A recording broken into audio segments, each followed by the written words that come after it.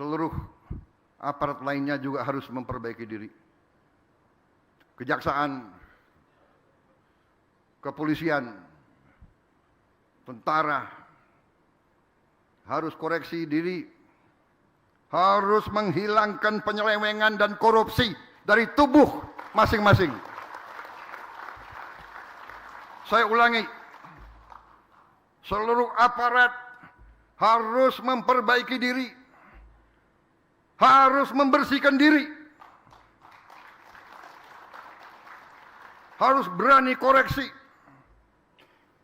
Jangan justru aparat yang di belakang penyelewengan, aparat yang backing penyelewengan, aparat yang backing penyelundupan, backing narkoba, backing judi, backing illegal ini, illegal itu, illegal ini. Jangan sampai begitu, saudara-saudara.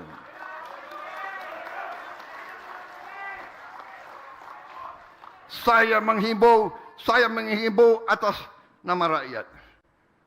Jadilah tentara rakyat, jadilah polisi rakyat yang dicintai rakyat. Dan ini sudah dirintis oleh pimpinan TNI dan pimpinan kepolisian. Saya lihat, saya ditanya, saya diejek di negara-negara lain. Saya memang kenyang diejek, nggak apa-apa lah, biar aja. Paling diejek, ya kan? Rakyat yang susah lebih menderita tiap hari. Kalau aku diejek, ya kan?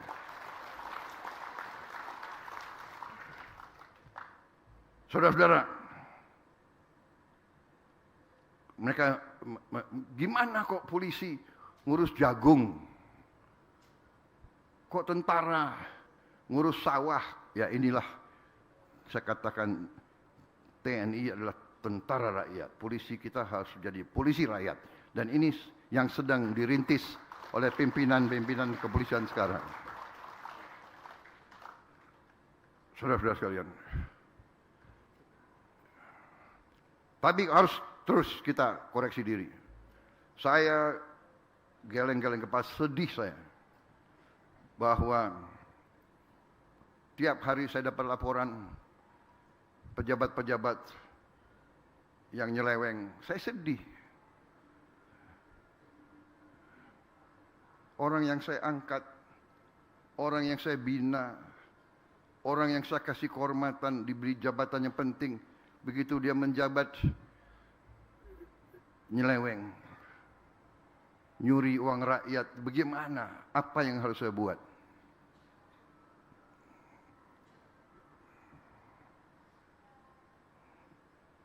Kepala BPKP, ya, Badan Pemeriksaan Keuangan Pemerintah, datang ke saya agak gemeter. Heran saya, kenapa stres dia dulu.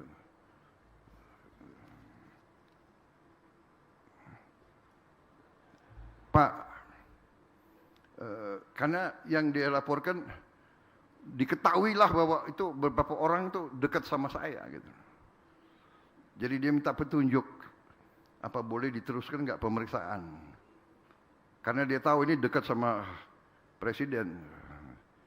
Dia lihat saya hati, masalahnya apa? Bagaimana Pak petunjuk? Teruskan pemeriksaan. Tidak ada, nggak ada. Mau orang Prabowo, bukan orang Prabowo, dekat sama saya, ya nggak ada urusan. Kalau ada indikasi, terus periksa. Justru kalau diberi kehormatan harus lebih hati-hati dan lebih jaga. Ya. Bukan diberi wewenang, kepercayaan, malah merasa adigang, adigung, adiguno, merasa di atas dan merasa negara ini bodoh. Saudara-saudara, saya heran kalau hari gini masih ada yang nyoba-nyoba ya, apa itu di aparat ya. Saya heran. Sekarang ada digital ya, ada apa? Ada macam-macam sekarang. Pasti ketahuan deh. Ya, saya sedih. di ujung puncak karier. Yang paling saya sedih adalah nanti anak dan istrinya. Tapi saya katakan jawaban saya kepada BPKP, Anda boleh tanya beliau, Pak Ateh, tanya beliau. Jadi bagaimana Pak? Teruskan. Tidak ada siapapun begitu menjabat jabatan negara, jabatan berarti tanggung jawabnya kepada negara dan rakyat. Sudah nggak ada lagi. Nggak ada. Saya sendiri katakan, mau partai saya sendiri, Gerindra, cek udah berapa yang diproses dan ditahan. Tidak. Justru harus memberi contoh. Apakah dia jenderal atau mantan jenderal? Harus memberi contoh.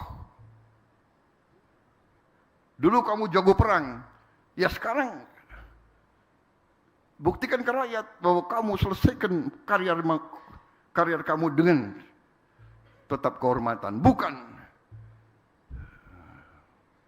Enggak, ini saya sampaikan karena saya, ya kalau saya dapat laporan, ya kan apa yang harus saya buat?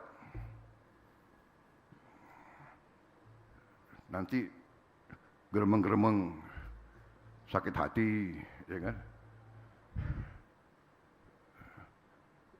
Suruh kembaliin yang dia dapat secara tidak halal, nggak mau, ya sudah.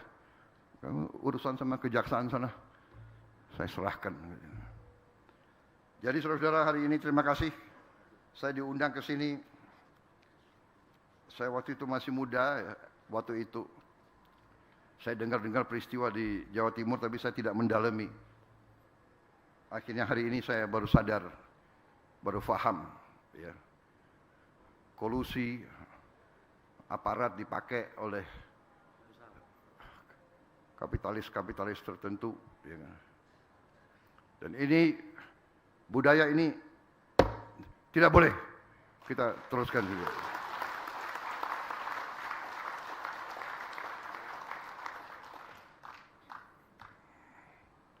Semua aparat dari yang tertinggi sampai yang terendah harus mati untuk rakyat, bukan malah menindas rakyat. Saya tidak mau dengar lagi Panglima TNI Kapolri, saya tidak mau dengar lagi ada aparat ya, yang tidak menegakkan hukum, keadilan dan kebenaran. Tidak boleh backing macam-macam. Negara kita kaya, harus kita amankan kekayaan tersebut untuk sebesar-besarnya kemakmuran rakyat. Saya bertekad, saya percaya dan saya yakin dalam waktu yang tidak terlalu lama kita akan bangkit. Sekarang saja sudah terbukti. Sekarang sudah terbukti banyak negara yang kesulitan, yang panik karena perang di Timur Tengah, Selat Hormuz ditutup. 20% BBM dunia lewat Selat Hormuz. Berarti pupuk terpengaruh karena banyak pupuk berasal dari minyak dan gas. Pupuk dari urea, ya. Urea sangat dibutuhkan. Sekarang saya dapat laporan dari Menteri Pertanian, banyak negara minta pupuk dari Indonesia. Kita tidak euforia, kita tidak sombong, tapi kita berada sekarang di pihak yang bisa memberi bantuan. Australia minta tolong kita, kita jual ke Australia 500 ribu ton urea ke Australia. Filipina juga minta ke kita. Kemudian India minta ke kita. Bangladesh minta ke kita. Brazil minta ke kita. Perintah saya bantu semua. Juga banyak negara sekarang mau beli beras dari kita. Saudara-saudara sekalian. Bayangkan kalau kita tidak swasembada, kalau kita tidak buru-buru beresin masalah pertanian. Terima kasih semua pihak. Untung kita punya Menteri Pertanian yang hebat. Karena dia memang anaknya petani. Emang dia mukanya aja hitam kayak gitu. Ya. Kalau nggak hitam saya curiga. Dia di sawah terus.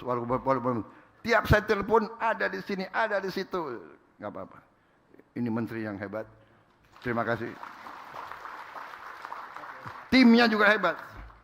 Wakilnya juga hitam kayak dia. Gitu. Anak petani juga ngerti. Jadi nggak bisa dibohongi. Saya terima kasih Panglima TNI. Juga TNI turun membantu. Polri, saya terima kasih. Polisi juga luar biasa.